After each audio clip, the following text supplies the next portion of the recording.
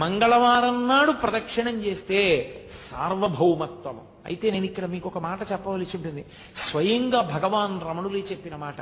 అరుణాచలంలో అరుణగిరికి ప్రదక్షిణానికి మంగళవారము శ్రేష్టము, చాలా మంచిది.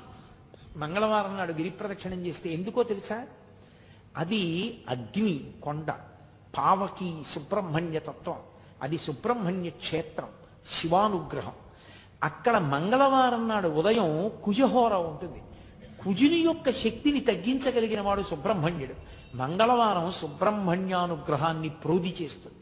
సూరి నాగమ్మ గారు ప్రతి మంగళవారం గిరి ప్రదక్షిణానికి వెళ్ళేవారు. అప్పుడు మంగళవారం నాడు ప్రదక్షిణం చేసిన వాడు సార్వభౌముడవుతాడు. సార్వభౌముడవుతాడు అన్న మాటకు అర్థం చక్రవర్తి అంటే రాజ్య పరిపాలనే అని అనుకోక్కర్లేదు. భక్తి సార్వభౌముడు కావచ్చు, వైరాగ్య సార్వభౌముడు కావచ్చు, జ్ఞాన సార్వభౌముడు కావచ్చు.